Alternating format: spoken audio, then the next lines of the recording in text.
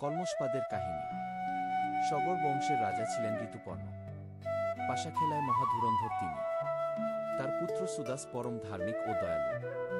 সুদাসের পুত্র সৌদাস অতি বট শিকারী বীর তিনি। সৌদাসের তীর গায়ে লেগে বেঁচেছে এমন কোনো প্রাণী জগতে নেই। একদিন তিনি জঙ্গলে গিয়ে তীর দিয়ে একটি বাঘকে মেরে ফেললেন। তারপর দ্বিতীয় বাঘকে মারবার জন্য সৌদাস যখন উদ্যত, তখন সেই বাঘটি বিশাল ভয়ঙ্কর রাক্ষস মূর্তি ধরে গর্জন করতে করতে বলল, তুই আমার ভাইকে মারলি কেন? কি দোষ করেছিল তোর কাছে? আমি তোকে দেখছি। এই কথা বলেই সেই রাক্ষসটা বনের ভিতরে কোথায় লুকালো, সৌদাস আর তাকে দেখতে পেলেন না। তারপর বহুদিন কেটে গেছে। একসময় সৌদাস কুলগুরু বশিষ্ঠকে আচার্য করে এক বিরাট যজ্ঞের আয়োজন করলেন। মহা ধুমধামে শেষ হল যজ্ঞ। বশিষ্ঠদেব রাজাকে বললেন, যজ্ঞ শেষ হল। এরপর কোনো সৎ ব্রাহ্মণকে মাংস খাওয়াতে পারলে এই যজ্ঞের ঠিক ঠিক ফল পাওয়া যাবে। রাজা সৌদাস বললেন, আপনিই সেই সৎ ব্রাহ্মণ। আপনাকেই আমি মাংস ভোজন করাতে চাই। আমি পাচককে দিয়ে সব ব্যবস্থা করছি। আপনি একটু অপেক্ষা করুন। স্নান শেষ করে এলেন বশিষ্ঠদেব। ভোজনে বসলেন। রাজা পরিবেশন করলেন অন্ন ব্যঞ্জনাদির সঙ্গে মাংস। রান্না করা মাংসের দিকে তাকিয়ে বশিষ্ঠদেবের একটু খটকা লাগল। তারপর ভালো করে তাকিয়ে বুঝলেন তাকে পরিবেশিত মাংস প্রকৃতপক্ষে নরমাংস, যা মানুষের আহার্য নয়। কি স্পর্ধা! সেই নরমাংস আমাকে দিয়েছে খেতে। রাগে তার চোখ লাল হয়ে গেল। তিনি উঠে পড়লেন। গর্জন করে তিনি বলতে লাগলেন, এতখানি দুঃসাহস তোমার! মানুষের মাংস আমায় খেতে দিলে? মুনির কথা শুনে সৌদাস অবাক।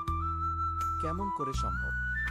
পাচককে ডেকে জিজ্ঞাসা করবেন, কিন্তু সে সুযোগ না দিয়ে বশিষ্ঠদেব শাপ দিলেন, আমাকে যেমন তুমি নরমাংস খাওয়াতে চেষ্টা করেছিলে, তেমনি তুমি নরমাংস ভোজী রাক্ষস হবে। সৌদাস বিনীত কণ্ঠে বললেন, গুরুদেব আমাকে একই অভিশাপ দিলেন? আমি তো কিছুই বুঝতে পারছি না। আমি স্বেচ্ছায় এই অন্যায় করিনি। আপনি মাংস খেতে চাইলেন, আমি পাচককে বললাম। কেমন করে নরমাংস এল, আমাকে একটু জানবার সুযোগ দিন। এই কথা বলতে বলতে রাজা সৌদাসের মাথাটা গরম হয়ে উঠল। অভিশাপ দেবার জন্য উদ্যত হলেন। হাতে মন্ত্রপুত জল নিলেন। রানী দময়ন্তী সঙ্গে সঙ্গে ছুটে এসে বাধা দিলেন রাজাকে, এ কি করছ তুমি?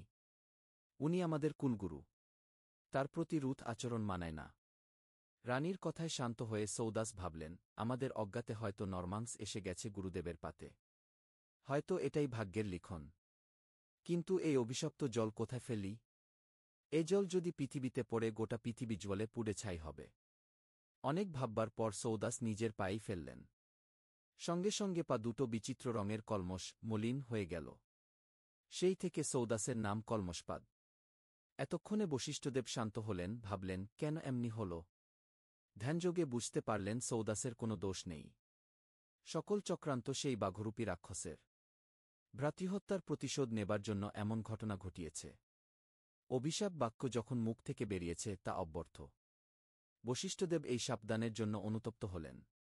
তিনি রাজাকে প্রদত্ত অভিশাপ লঘু করে দিলেন, তাকে সারা জীবন রাক্ষস রূপে থাকতে হবে না, মাত্র 12টা বছর, তারপর আপনা আপনি শাপমুক্ত হবেন। তারপর কলমশপাদ রাক্ষসরূপে বনে চলে গেলেন, ক্ষুধার জ্বালা মেটান নরমাংস খেয়ে। একদিন তিনি দেখতে পেলেন এক ব্রাহ্মণ দম্পতিকে। অল্পদিন হল তাদের বিয়ে হয়েছে, তাই কোনো সন্তান হয়নি। কলমশপাদ এসে ধরলেন ব্রাহ্মণকে। তাই দেখে আকুল কান্নায় ভেঙ্গে পড়ল ব্রাহ্মণী। বল, এ আপনি কি করছেন? আপনি কি ভুলে গেলেন যে আপনি প্রকৃতপক্ষে রাক্ষস নন? আপনি রাজা সৌদাস। কিন্তু সৌদাস ব্রাহ্মণীর কথা না শুনে খেয়ে ফেললেন ব্রাহ্মণকে। তখন রাগে দুঃখে ব্রাহ্মণী শাপ দিলেন, তুমি যখন আমাকে সন্তান লাভের সুযোগ দিলে না, তখন তুমিও কখনো সন্তানের পিতা হতে পারবে না। তারপর 12 বছর কেটে যাওয়ার পর কলমশপাদ শাপমুক্ত হলেন। কিন্তু ব্রাহ্মণীর অভিশাপে সারা জীবন অপুত্রক রইলেন।